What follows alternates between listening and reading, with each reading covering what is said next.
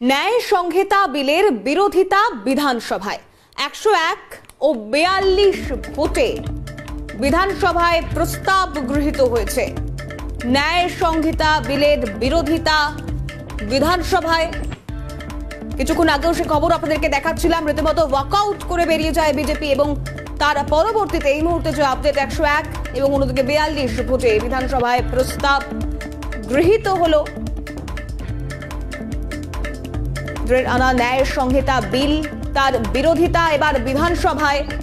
বিপ্লব আমাদের প্রতিনিধি রয়েছেন টেলিফোন লাইনে। বিপ্লব, কি আপডেট?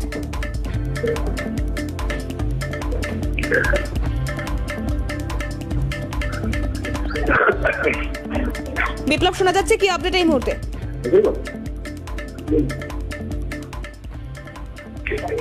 শোনা যাচ্ছে বিপ্লব? হ্যাঁ বলো, প্রশ্নটা বলো। হ্যালো, প্রশ্নটা বলো। বিপ্লব, এই যে ন্যায় সংহিতা বিলের বিরোধিতা বিধানসভায় ভোটাভুটি হলো, কি আপডেট?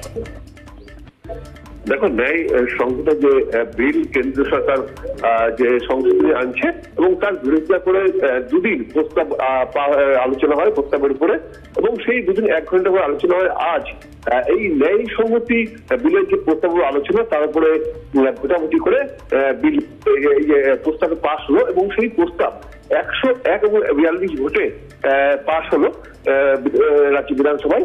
তোমাকে বলে রাখি, যখন এই প্রস্তাবের আলোচনার পাশ হতে চলেছে বিধানসভা অনুষ্ঠান কক্ষে, সেই সময় রীতিমতো বাক বিরোধিতা পার্টির শাসক এবং বিরোধীদের মধ্যে মূলত 5 থেকে 6 জন তৃণমূল কংগ্রেসের মন্ত্রী বিধায়ক তারা পরে ভোটাভুটি এসে অংশগ্রহণ করে, অর্থাৎ পরে তারা বিধানসভায় অংশগ্রহণ করেন। অর্থাৎ নিয়ম হচ্ছে ভোটাভুটি চলাকালীন বাইরে থেকে আসা যাবে না, কিন্তু সেই 5-6 জন মন্ত্রী বিধায়ক তারা বাইরে ছিলেন এবং ভোটাভুটি চলাকালীন তারা প্রবেশ করেন অধিবেশন কক্ষে।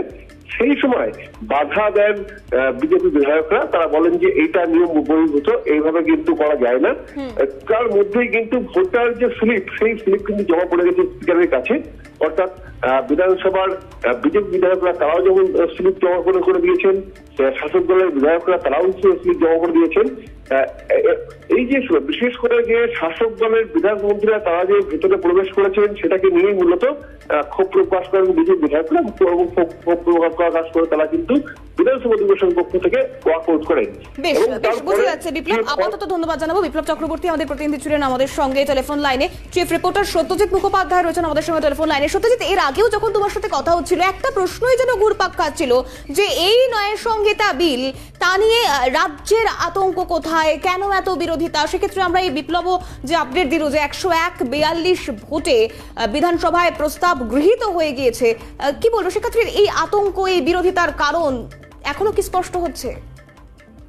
দেখো, কারণটা হয়তো নিহিত রয়েছে এখনো পর্যন্ত ভবিষ্যতের গর্ভে, কারণ সেই কারণটা এখনো অব্দি সরকারি স্তর থেকে পরিষ্কার ভাবে ব্যাখ্যা আসেনি। কারণ কোন কোন অংশে এই আতঙ্ক লুকিয়ে আছে, ওখানে প্রথম বিষয় বলার চেষ্টা করবো যে আইপিসি, সিআরপিসি এবং এভিডেন্স অ্যাক্টকে সরিয়ে ভারতীয় ন্যায় সংহিতা, ভারতীয় নাগরিক সংহিতা এবং ভারতীয় সাক্ষ্য বিল, এই 3টে নতুন আইন প্রণয়ন। এবং তোমাকে বলে রাখবো যে ইতিমধ্যেই পার্লামেন্ট বা সংসদ সূত্রে এই খবর যে সিলেক্ট কমিটিতে ব্যাপারটা পাশ হয়ে গেছে। এরপর এটা আজকালকের মধ্যেই লোকসভায় পেশ হয়ে সেটা 15 ঘন্টা সময় ধরে এই 3টি বিলের উপর আলোচনা চলবে। তারপর 3টি বিলই পাশ হবে এবং আইনে রূপান্তরিত হবে।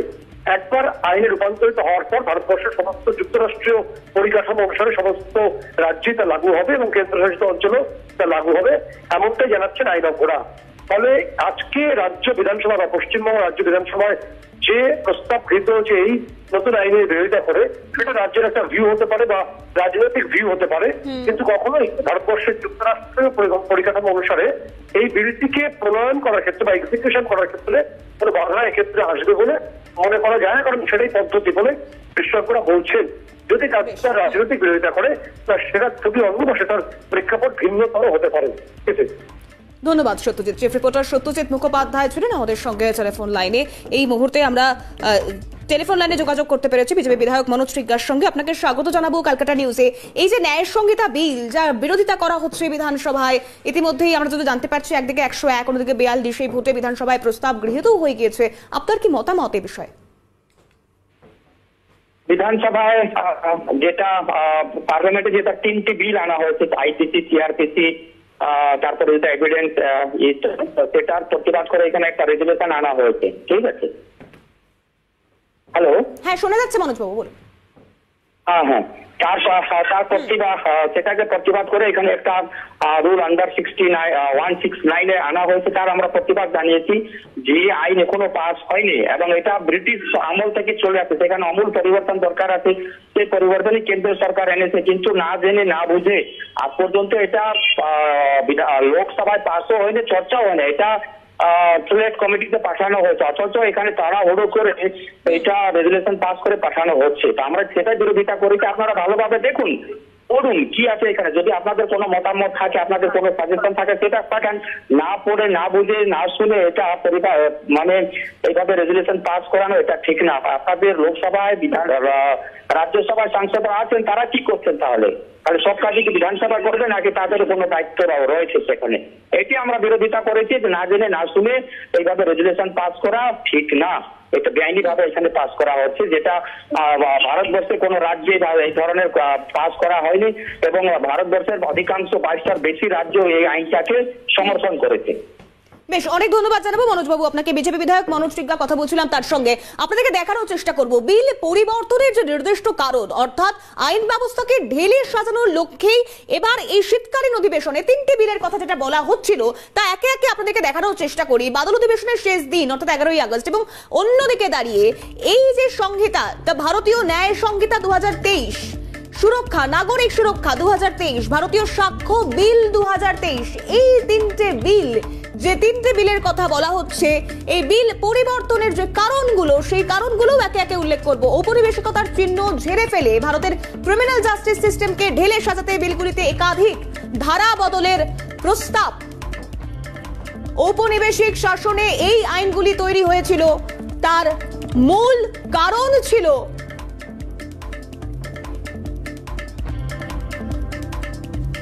ভারতের মাটিতে ইংরেজ শাসনের ভিত্তিকে আরো পাকাপোক্ত করা।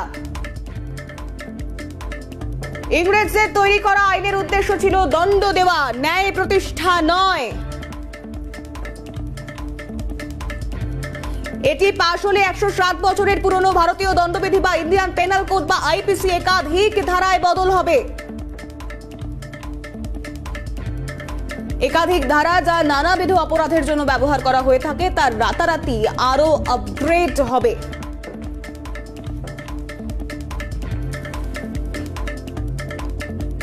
উদাহরণ হিসেবে উল্লেখ্য ধারা নম্বর 302 খুন এবং আরো বেশ কিছু আইপিএস এর এই ধারাগুলি এবং ভারতীয় ন্যায় সংহিতা অনুযায়ী যা বদলে যাবে।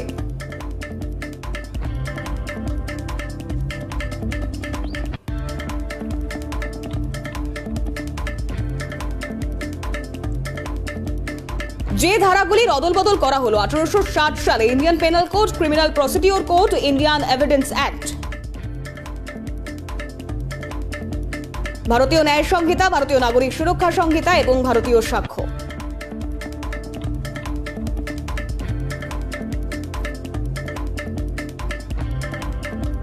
তিনটি বিলই স্ট্যান্ডিং কমিটির বিবেচনার জন্য পাঠানো হয়েছে।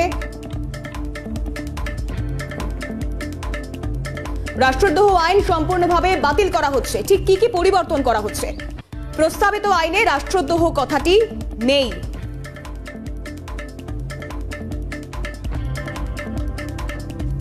এটি ভারতের সার্বভৌমত্ব, একতা এবং অখণ্ডতাকে বিপন্ন করার জন্য 150 নম্বর ধারা দ্বারা বর্তমানে রাষ্ট্রদ্রোহ আইনে সাজা হিসেবে যাবজ্জীবন কারাদণ্ড দেওয়া হয়, কিছু ক্ষেত্রে 3 বছরের জেল। কোন ব্যক্তিকে অসাধুভাবে প্রতারণা এবং প্ররোচিত করা এই ধারা অনুযায়ী অপরাধযোগ্য। এতে 7 বছরের কারাবাস হতেও পারে, সঙ্গে মোটা টাকার জরিমানাও হতে পারে। তবে ভারতীয় ন্যায় সংহিতা অনুযায়ী 420 নামে কোনো ধারা থাকছে না, বদলে প্রতারণার অপরাধ আনা হচ্ছে 316 ধারার আওতায়। এই নয়া বিল পাশ হলে 316 ধারার 2, 3 এবং 4 নম্বর উপধারা অনুযায়ী প্রতারকের 3, 5 কিংবা 7 বছরের সাজা হতে পারে মোটা অঙ্কের জরিমানাও। কথিত বা লিখিত শব্দ চিহ্নের মাধ্যমে ঘৃণা, অবমাননার অপরাধে যাবজ্জীবন কারাদণ্ডের সাজা হয়, যোগ করা হয় জরিমানাও। আইপিএস 124 এর এ, আইপিসি 124 এ ভারতীয় ন্যায় সংহিতা অনুযায়ী 124 ধারার আওতায় পড়ছে বেআইনি জমায়েতের অপরাধ।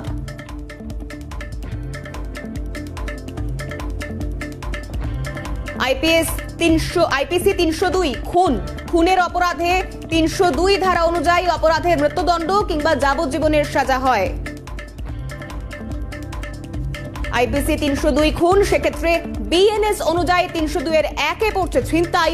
এদিকে খুনের অপরাধ আসছে ধারা 99 এর আওতায়। খুনের অপরাধ আসছে ধারা 99 এর আওতায়। অন্যদিকে 101 ধারার 2টি উপধারা রাখা হয়েছে।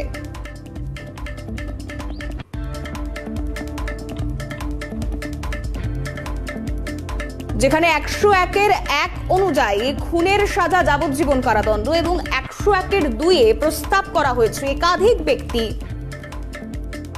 যখন একসঙ্গে কাউকে পরিকল্পিতভাবে হত্যা করলে তাদের মৃত্যুদণ্ড পর্যন্ত হতে পারে। গণপিটুনিও এই ধারার আওতাতেই পড়ছে। এই ধারা অনুযায়ী অপরাধীর যাবজ্জীবন সাজা হয়। বিএনএস অনুযায়ী এই ধারা বদলে হয়ে যাবে ডাকাতির অপরাধ। খুনের চেষ্টা পড়বে বিএনএস এর 107 ধারার আওতায়। ভারতীয় দণ্ডবিধির অপরাধমূলক ষড়যন্ত্রের এই ধারা বদলে যাবে ভারতীয় ন্যায় সংহিতায়।